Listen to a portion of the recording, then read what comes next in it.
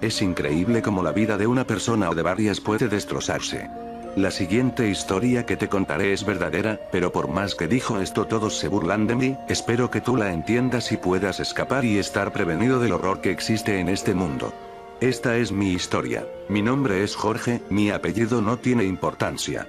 Mi familia estaba conformada por 5 personas, mi padre un hombre ejemplar, mi madre una bella dama de cabellos largos color miel y finalmente yo y mis hermanos. Yo era el hermano de en medio, mi hermano Jonathan el mayor y mi pequeña hermana Sandy a la cual le tenía un gran afecto. Me acuerdo que desde el día en que nació la vi tan indefensa que juré que siempre le protegería.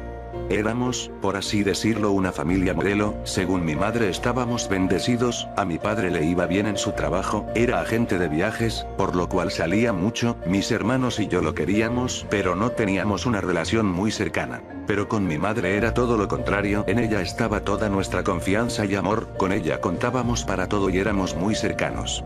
Cuando a mi hermana la invadía la nostalgia de que mi padre estuviera fuera, mi madre le decía que no se preocupara, que la familia era para siempre, pero no fueron más que palabras vacías, ya que un día eso que pensábamos, que era para siempre se fue al carajo. Mi padre en una de sus recurrentes salidas sufrió un accidente automovilístico, un camión lo había golpeado de manera brutal, su carro estaba hecho un desastre y a él, pues, solo te diré que encontraron lo suficiente para reconocer que era él. Después de eso mi madre cayó en una profunda depresión que parecía no tener fin. Se encerraba en su cuarto todo el día, no se bañaba, ni comía y al parecer ni dormía ya que fueron varias veces que sus lloriqueos y gritos distrajeron nuestros sueños. Hasta que finalmente la mañana de un domingo cualquiera, dejó de existir. Fue mi hermana por desgracia quien descubrió eso, entró a su habitación y vio a mi madre tirada en la cama con los ojos en blanco, la piel pálida y en sus muñecas unas cortadas profundas que dejaban enormes rastros de sangre que ensuciaban las hasta entonces sábanas blancas de su cama. Esto nunca se lo perdone, no solo por el trauma que desde entonces tuvo mi hermana, sino por el hecho de haber sido débil y habernos dejado desamparados cuando más la necesitábamos. Hasta aquí dirías que esto es lo trágico de mi historia, pero no, porque esto apenas comenzaba. Al morir nuestros padres fuimos llevados temporalmente a un orfanato, esto mientras las autoridades correspondientes encontraran a un familiar cercano a nosotros para que pudiera hacerse cargo. Pero nuestros padres nunca tuvieron a nadie cercano de ningún miembro de la familia, ni nuestros abuelos y tíos se quisieron hacer cargo de nosotros, pero hubo alguien que para nuestra buena o mala suerte aceptó. Era el tío Hugo, el único hermano de mi padre el cual vivía muy alejado de los suburbios, más específicamente en un pequeño pueblo en las montañas al norte de esta región. Él aceptó, hasta la fecha no sé por qué. No tardamos mucho en que fuéramos enviados a la dirección donde vivía el tío Hugo. Vivía en un pequeño pueblo donde no había más de 200 o 300 personas, pero él no vivía en el pueblo, era algo así como ermitaño, por lo que su casa era la más cercana a la montaña. La vida con el tío Hugo no era la gran cosa, no era buena, pero tampoco era tan mala. Él era un ebrio empedernido pero no era violento, de hecho puedo decir que hablamos más con él que con mi padre. En cuanto a nosotros, bueno, yo apenas había entrado a la preparatoria, mi hermana seguía en cuarto de primaria y a mi hermano mayor ya solo le faltaba un año para salir de la preparatoria. Entramos a las escuelas del pueblo, no estaban tan mal pero fue difícil acostumbrarnos y socializar con las personas, sobre todo a mi hermana, que gracias al trauma causado por mi madre era temerosa y con muy poca seguridad consigo misma y sus compañeros la hacían a un lado. Pensábamos que no aguantaríamos ni 2 meses en aquel hogar, pero para mi sorpresa ya habían pasado casi 9 meses. En algunos de esos meses por mi preparatoria comenzaron a aparecer unos volantes pegados en las afueras, que mostraban niños perdidos en ese pueblo. Al parecer una cantidad considerable de niños habían desaparecido, por lo cual Hugo nos había dicho a Jonathan y a mí que cuidáramos a nuestra hermana, por lo cual mi hermano y yo acordamos turnarnos para ir por ella a su colegio ya que Hugo iba por ella pero por su forma de vida se puso enfermo y debía ir frecuentemente al doctor. Esto también obligó a mi hermano mayor a buscar un trabajo de medio tiempo porque Hugo ya no era tan vivaz como antes. El día de la tragedia comenzó como un viernes cualquiera, estaba nublado y parecía que en cualquier momento podía llover. Yo esperaba afuera de la escuela de mi hermana hasta que oí sonar el timbre, esperé unos minutos y vi salir a mi hermana como de costumbre con la mirada baja. Era increíble pensar que hasta ese momento no había hablado con nadie, pero no la culpaba. De camino a casa se me ocurrió que tal vez podía alegrar a mi hermana llevándola al parque de ese lugar, ya habíamos ido anteriormente así que pensé que no aceptaría, pero para mi sorpresa lo hizo. Llegando ahí le compré un helado y nos fuimos a sentar a las bancas mirando a las palomas que revoloteaban como de costumbre. Estábamos callados, volteé a verla y me di cuenta de que se quedaba mirando a varios niños que jugaban alrededor de unos juegos infantiles, ya saben cómo, resbaladillas, columpios, etcétera. Estaba bastante concentrada, así que le dije que porque no iba allá con ellos. Le costó trabajo pero finalmente aceptó. Fue caminando lentamente hacia aquel lugar, se subió a uno de los columpios y empezó a balancearse lentamente. Esa imagen me provocó cierto sentimiento de ternura, por lo cual no pude soportar la idea de tomarle una foto con mi celular, así que lo hice, le tomé una en los columpios. Poco después se acercó a la resbaladilla e hice lo mismo y finalmente antes de irnos le tomé la última. Cuando se acercó accidentalmente a unos niños, se la tomé pensando bueno, en esta al menos parece que tiene amigos. Iba a guardar mi teléfono y decirle a Sandy que nos íbamos, cuando de pronto se acercó a mí corriendo. Ella se veía muy asustada, me abrazó muy fuerte y le pregunté qué ocurría. Ella solo dijo que nos fuéramos rápido de ese lugar, pero me lo dijo de una forma muy extraña, realmente parecía muy asustada. Llegando a la casa le pregunté qué le había sucedido en el parque. Ella no quiso hablar y bueno, yo la entendí. En todo el día estuve pensando acerca sobre qué le había pasado y en todo el día ella tampoco habló.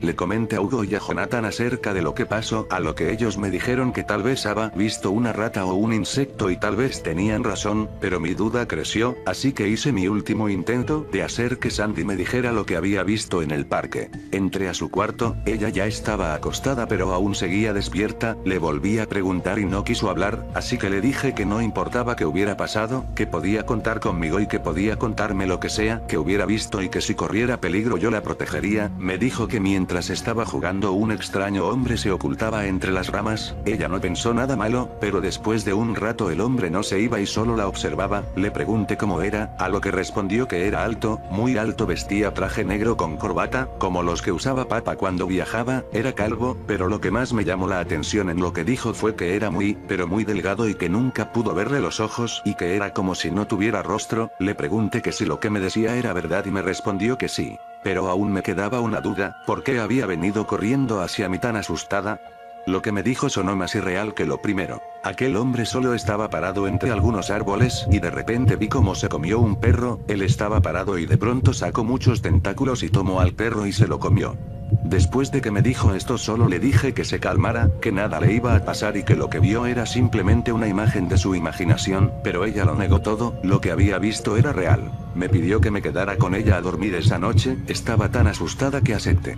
A la mañana siguiente, me levanté temprano sin despertar a Sandy y me dirigí a mi cuarto, prendí mi computadora e inserté mi celular, accedí a la memoria para acceder a las fotos del día anterior, las imprimí de inmediato y al sacarlas de la impresora las miré detenidamente tratando de encontrar algo extraño pero no vi nada. Las examiné una y otra vez hasta que finalmente no que había una figura extraña en el fondo de la imagen, era una figura alargada y sombría. Pensé que solo era la sombra de una rama o un árbol pero entonces decidí verlas en la computadora, las miré detenidamente con un zoom máximo, pero la cámara de mi celular no era tan buena por lo que llegué a la conclusión de que era un error de luz y sombras de la imagen causada por mi basura de celular. Bajé a desayunar con mi tío y mis hermanos, la conversación no era del otro mundo, terminamos de comer, Hugo tenía cita con el médico y Jonathan debía de ir a trabajar, pero antes de eso me dio que fuera a su cuarto y ahí me enseñó una cámara bastante buena, me dijo que la había comprado ayer y que la usara para tomarle fotos a Sandy o a mí con mis amigos. Ese día estuve en casa con Sandy hasta casi las 4 de la tarde cuando llegó Jonathan, entonces salí un rato con uno de mis amigos, Tony, estuve con él hasta las 7, pero antes de eso se me ocurrió tomar unas fotos con la cámara de mi hermano, y para finalizar me tomé una recargado en el árbol de la casa de Tony, me despedí de él y me fui a mi casa. Ya estando ahí me dispuse a ver las fotos en el ordenador, salieron bastante bien, la cámara era de muy buena calidad. Cuando llegué a la foto que me tomó Tony junto a su árbol lo que vi me hizo sentir sentir un escalofrío. Justo arriba de mí había una figura delgada como la que me describió Sandy. Eso era imposible, quizá era solo otro efecto de la cámara.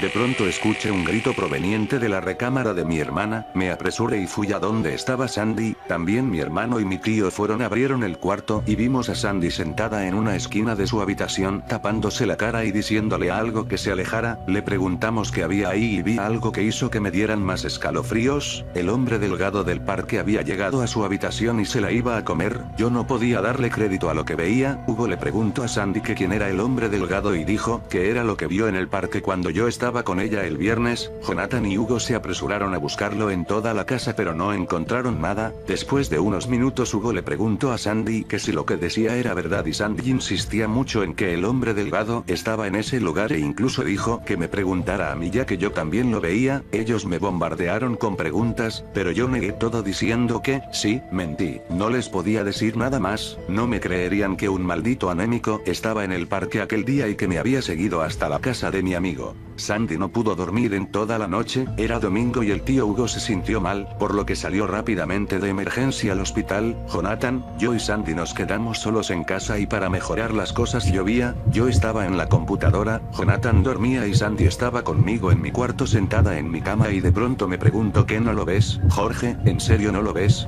Él está ahí, me quiere a mí y lo peor es que nadie me cree. Al oírla la culpa me invadió. Le dije yo sí te creo pero entiende que es difícil pensar que algo así exista. Ella solo me dijo llorando pero sí existe. Alzó su mirada y vio la foto que me había tomado Tommy en su árbol y dijo: es él, Jorge, es él.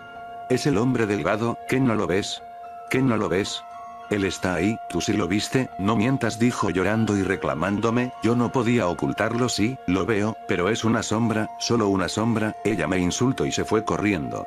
Ella estaba molesta. Yo el que dijo que le creía, que la protegería no la apoyé cuando mencionó que aquel hombre estaba ahí. Corrí al cuarto de Sandy, llamé a la puerta pero no hubo respuesta. El ruido provocó que Jonathan despertara y con enojo me preguntó qué pasaba. Le expliqué, él llamó a la puerta pero Sandy no respondía. Cuando de pronto oímos a Sandy gritar, comenzamos a golpear la puerta con fuerza y Sandy seguía llamándonos. Jonathan pateó la puerta hasta que ésta se abrió, la luz se fue, no podíamos ver nada, solo escuchar los gritos de mi hermanita. De pronto algo jaló a mi hermano dentro de la habitación y cerró la puerta. Los gritos se oían más fuertes.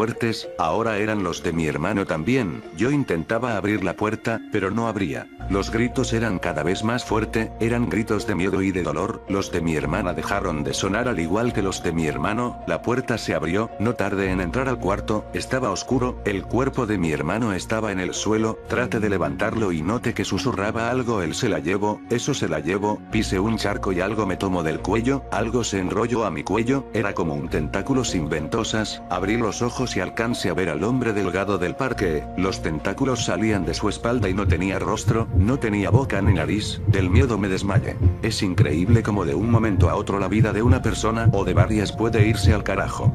Jonathan fue llevado a un manicomio, lo que decía no tenía sentido para nadie más. Decía que el hombre delgado tenía a mi hermana. Lo último que nos dijeron sobre él es que nunca más iba a poder salir de ese lugar. Me siento miserable, totalmente miserable. No ayudé a mi hermana cuando pude, ni mi hermano ni yo pudimos salvarla.